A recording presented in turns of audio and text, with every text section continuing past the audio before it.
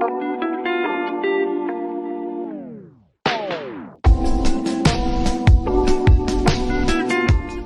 everyone, and welcome back to another episode of Kathor Vaani, brought to you by the Student Alumni Committee of IIM Rohtak.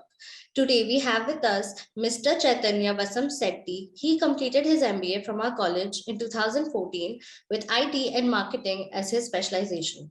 He also pursued an executive degree in product management from University of California, Berkeley.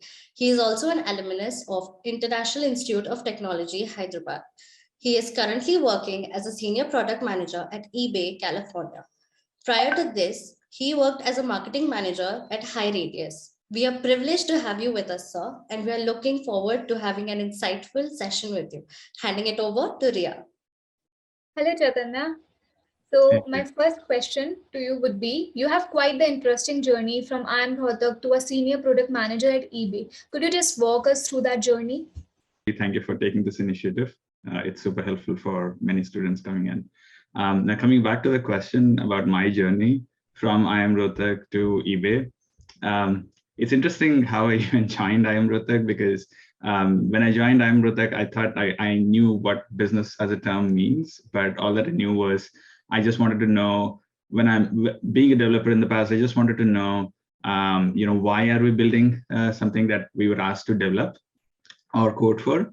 And my experience at Amazon really was insightful in that sense. And I thought, I always had this passion to do my MBA in one of the prestigious IIMs. And I thought that would help me learn about business, because that was my very naive understanding of the term called business. But when I joined IIM Rohtak, in the very first couple of trimesters, I fell in love with Marketing 101 because even smaller campaigns like buy one get one sort of marketing campaigns, I felt like in the past have really influenced me. Like someone who don't know me in person created this campaign and was able to influence me to buy a few things which I wouldn't have bought, right? So that really was kind of smart. I felt like it was very outsmarting me, and I felt like that's the thing that I should be specializing in. So I decided that marketing has to be one of the majors that I do. And coming from IT background, I obviously did majors in IT. So when I decided these two majors, I felt like, online marketing is like a good culmination of these two, marketing being my passion, IT being my main background. So I felt like, I could play with my strengths and learn or enjoy what I'm doing. Got a great offer from High Radius, reporting to CEO, designing online marketing strategy for them. So I took that role as part of placements, and within 6 months, everything was good. The work was really great. I was enjoying it. I was learning, more importantly. But within 6 months, I felt like, this engineer in me, the developer in me is still alive somewhere. And that's missing the part where I work with the core developers, right? I mean, I'm now good at understanding what needs to be built and why it needs to be built. But how do you build it? How do I contribute to building it is something that I'm missing. That's when I researched further, I realized that the role that I'm looking for is not really online marketing, but it's called product management. And that I would say is the start for my product manager journey. And then while giving interviews to big companies like Google for product management, I also realized that, you need to be analytical. It's not really important. It is important to be understanding how to build a product, what is the product definition, and why should you build a product, who are your customers. But if you're not analytical, you would end up resulting into a failure because you're being subjective in making decisions. So thanks to some of the interviews experiences at some companies like Google, I decided that I need to also train my mind to naturally think in a data-driven way rather than force-feeding it. So the timing was perfect. I moved to US. And eBay had this product analyst role, which means that I need to support product managers in an analytical capacity. Good for me. I could shadow product managers, see their daily life, daily routine at work. So 1.5 years been in that role, and naturally transitioned into a product manager role at eBay. And then it's all about, career growth from there on. But that's probably a longer version of my journey from IIM Rohtak to all the way to senior product manager at eBay. Since you have had such an enriching experience in your journey, what advice would you give to the current students who are aspiring to become product managers? I think there are three things I would probably advise, and the premise that I would set for all of these three things is product management is not just one skill set. It's a combination of multiple skill sets that you need to become a great product manager, or even a good product manager for that matter. It's just not enough if you are really good at technical background, or just good enough at working with different stakeholders, or just good enough at understanding who your target audience is. You need to have a combination of all of these and even more of a skill set, if you will. So that is the premise. The three things that I would advise is be prepared to learn from anything and everything that you experience in your life. And I say life from professional and personal context, because anything that you experience or you see others amongst your friends or your peers experiencing could really help you put that same learning into application when you're being a product manager at work. It could be as simple as building in phases. Like you don't build the whole house in one shot. You build the foundation and then take it step by step, or stage by stage, or floor by floor. Like that learning, if you're building a house for yourself, that learning could be applied into product management, and we call it as agile in product management world, right? So just a short example that way, but always have this ability or knack for learning from every experience that you face, and try to see if you can bring an analogy into your work as a product manager. Like that's one thing that I would definitely recommend to have a mindset of. The second piece is more on trying to think like what the other person thinks. Like whenever you're trying to convey your point, put yourself into the other shoes and try to convey or articulate in a way that would help the other person understand in the best possible manner, and there is no misunderstanding. For example, even if I'm answering this question, I need to put myself into the shoes of aspiring product managers, and therefore think about what their pain points could be so that I can give the best advice to them, right? So having that ideology of putting yourself into the other shoes really helps in multiple ways, while working with your stakeholders, convincing that this is the right thing to do for a product. I would say influencing them, or understanding who your right customer segments are, and therefore how do you position the product. Everything I think would be helpful if you think of putting yourself into their shoes, other customers, stakeholders, whoever it might be. That's the second point. Third point is be a visionary when you're thinking about product related aspects. And this may seem like more like a globe term. I don't know if this is the term that is still being used in the campus. We used to use it for philosophical, just purely philosophical terminologies, but trust me, this is not like just a philosophical advice.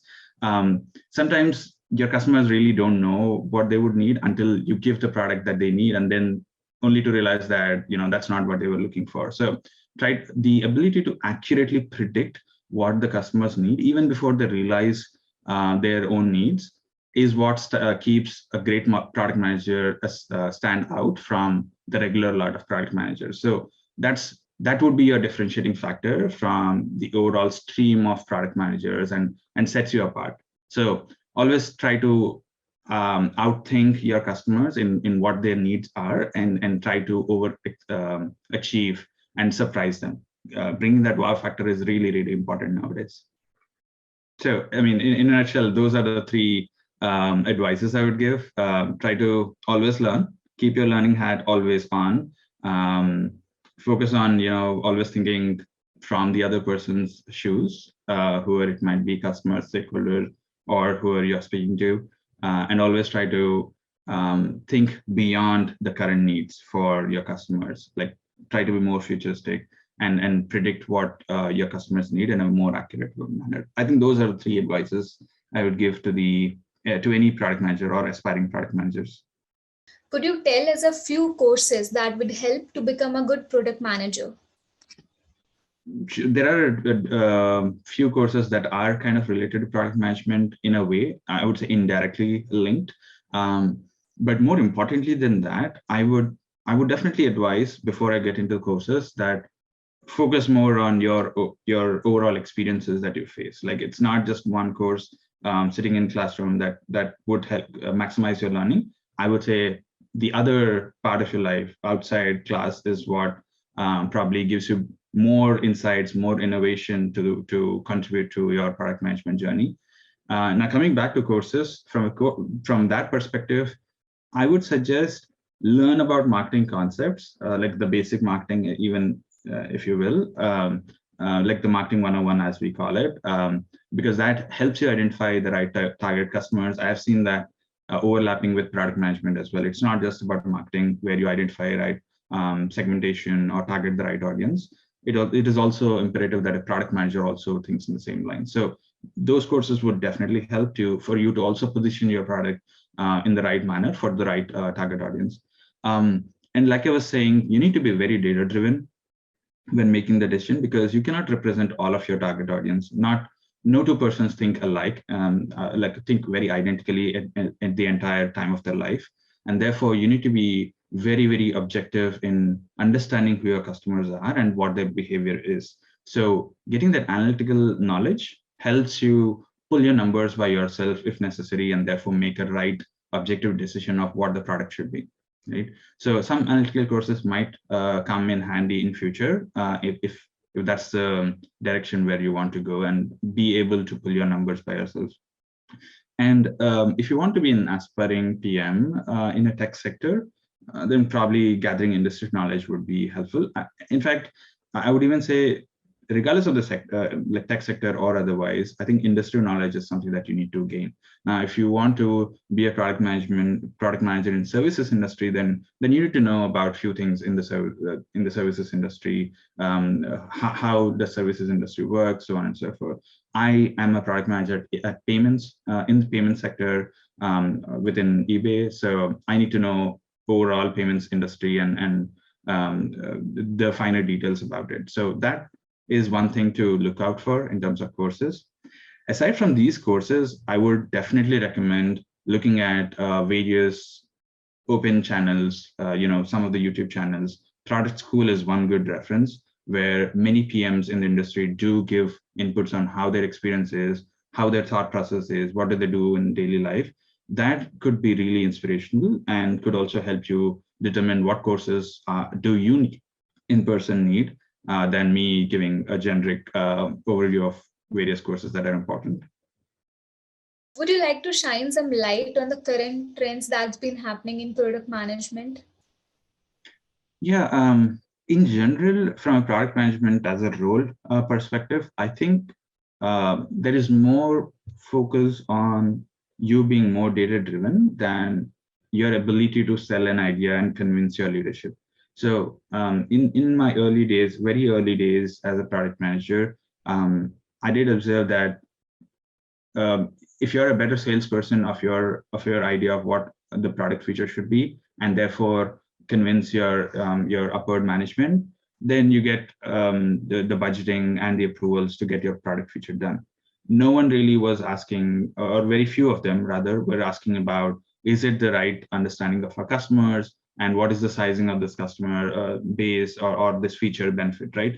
But now it's getting more important, and frameworks like OKRs are being mandated to be taken into consideration while we're pitching in any ideas for product features to our leadership. What that means, if I take OKR framework as reference, objectives and key results, we definitely have to define the metrics. How does success look like from a metric standpoint, and therefore quantify the feature itself from a benefit perspective. So having that objective mindset is table stakes at this point. That has evolved, right? That is generic from any industry standpoint, at least within the tech sector.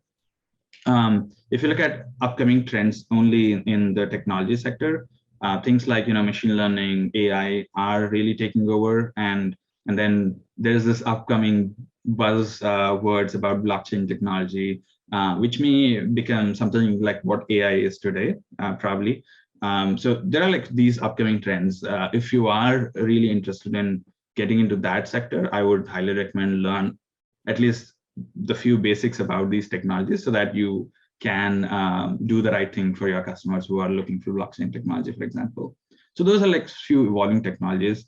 Speaking again for payments, which is my world right now, it always evolves. because it always deals with money, and that's like front and center for every business. And also government regulations do have a play. So every country works differently for payments. So it's always evolving. And that's a good challenge because you need to always be up to speed with those changes and quickly react on your product changes as well. According to you, what would be the most interesting thing and the least interesting thing about being in product management? I think the most interesting thing, aside from, the first things first, the most interesting thing for me is I get that sense of achievement when you deliver a product to your users and it's working exactly like you think, and therefore giving the greatest impact in the customer's life. Agree that could be the same argument for someone who's working in marketing, building marketing campaigns, for example. But over here, you would also have this empowerment of making your own decisions on defining what is the exact product that you need to build. You are the sole person who is responsible and accountable to for that definition of the product itself. And when it goes out to the market and users use it and they feel like it's much better than what they were expecting, and therefore it made a better impact in their lives. That sense of achievement is something unique, right? And that's the best thing that I like about being a product manager. Secondly, of course, I tend to work with multiple different stakeholders. So every stakeholder is different. So they have different point of view, and I get to learn different points of view for the same thought that I had, which I wouldn't have if I weren't, interacting with them. And being in the capacity of product manager gives me the license to like interact with them and learn from them in terms of how I could think differently for the same point. So that I think is a great learning for me, and it always keeps me motivated to like continue doing that.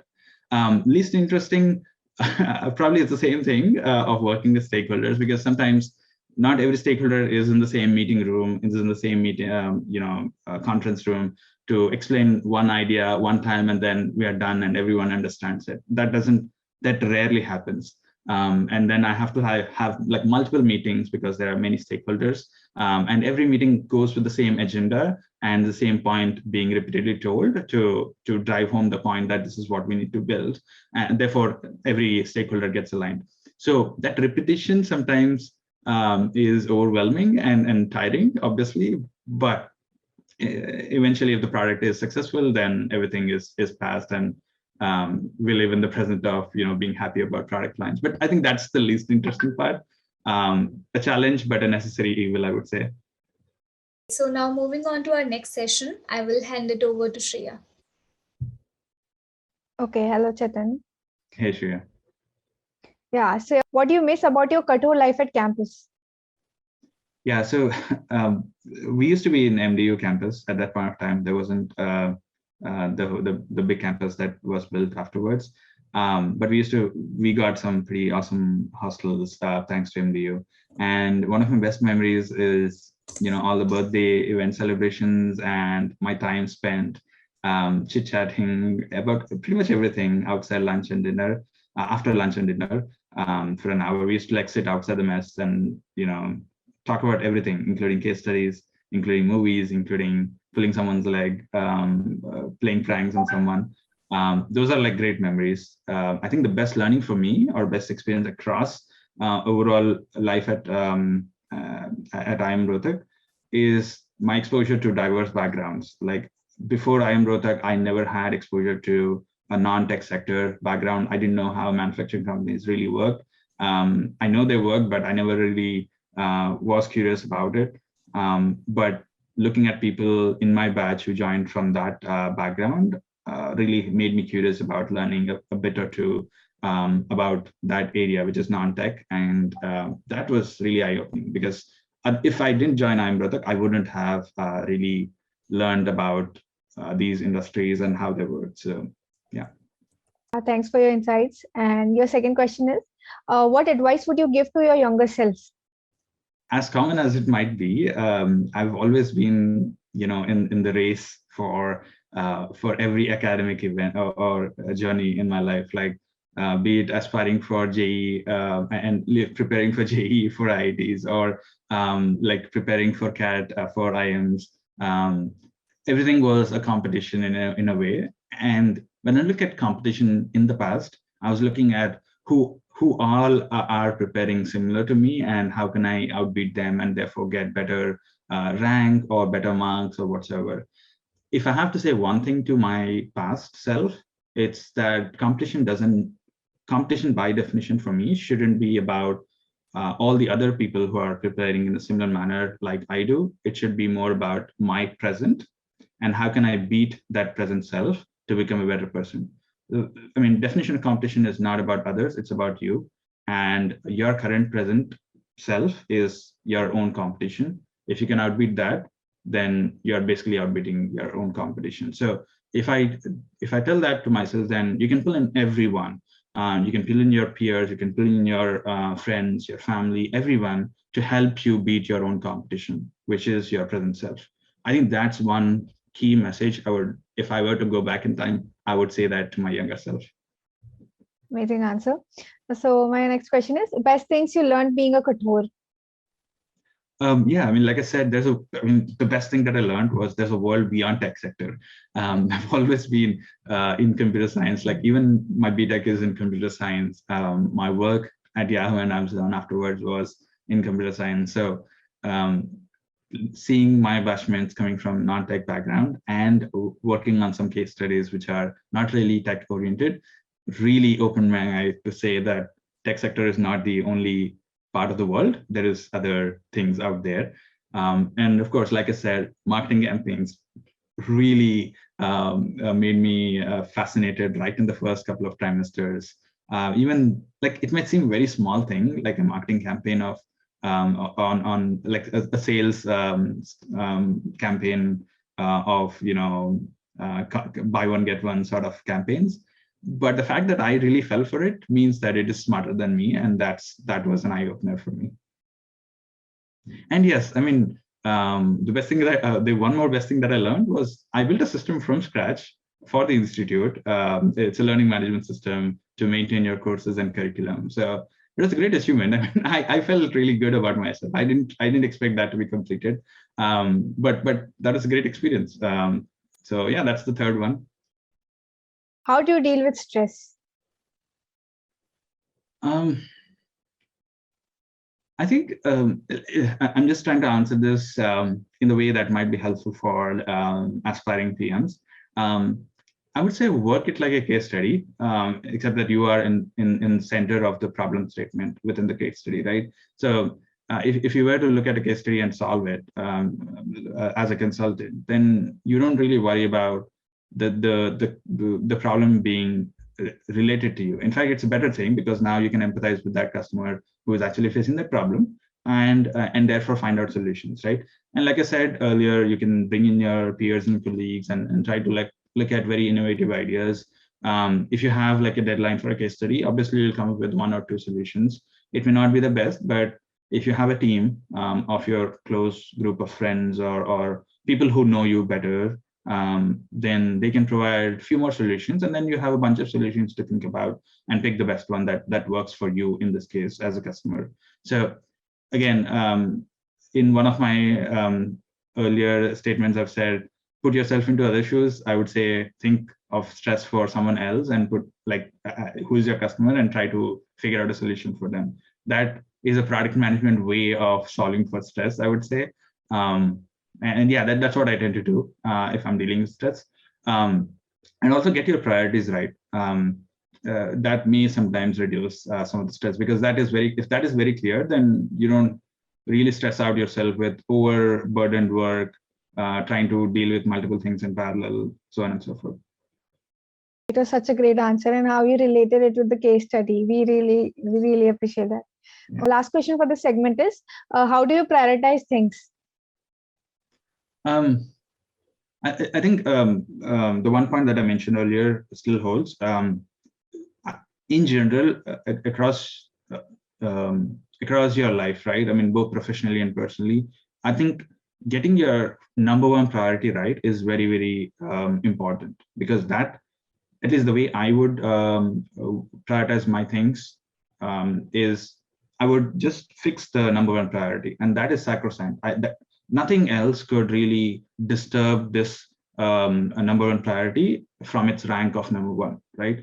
Everything else can, shift here and there based on the timing of the situation and the context in which you are working on, but that has to be fixed, right?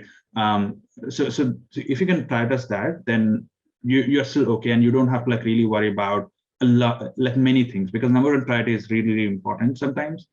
So that kind of removes some of the stress around prioritization. The other thing, more professionally speaking, at least from a product perspective, oftentimes you are faced with the challenge of how do you prioritize one feature over the other. So you can get multiple ideas. You need to like pick one for delivering the first portion of the product. So that's where your prioritization skills really come into play. Oftentimes you look at what is the cost of building one feature or one option versus other, and what is the benefit of one option over the other, and try to like weigh in the balance between the two.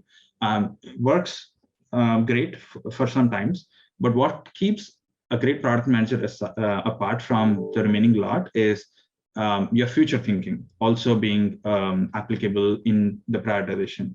So benefit versus cost is one thing, but is it really the option or feature that helps me drive towards my future vision of the product, is the second question that I would ask myself to determine the prioritization and pick one over the other as a feature, if you will.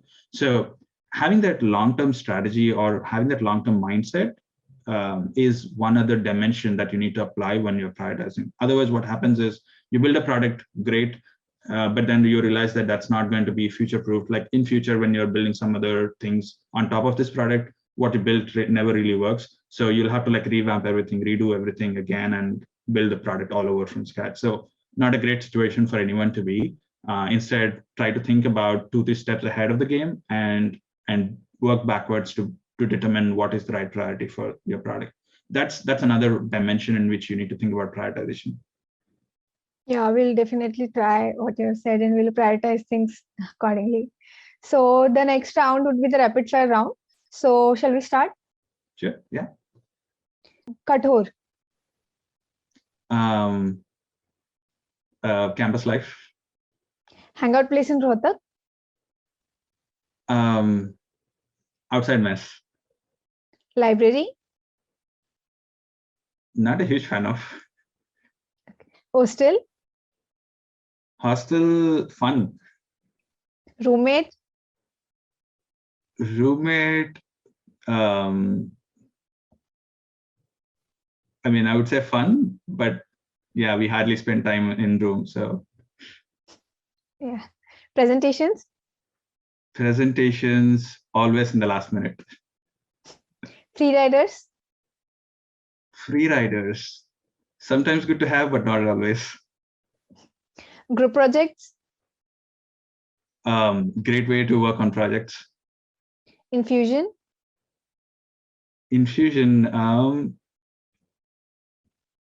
good experience working with outsiders, with fun as your objective. So Your least favorite subject. least favorite subject, finance. Your most favorite subject. Advanced marketing research. Okay. Maggie. Maggie, always my backup. Mess. Mess, yeah, I mean, decent food.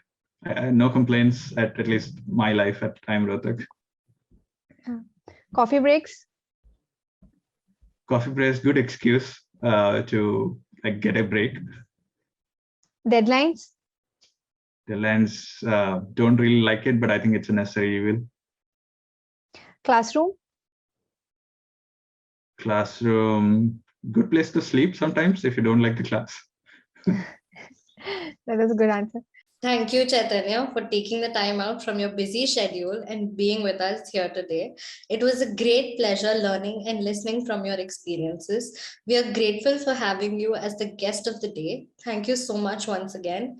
And for more such engaging sessions of Kathor Vaani, stay tuned. We'll be back soon.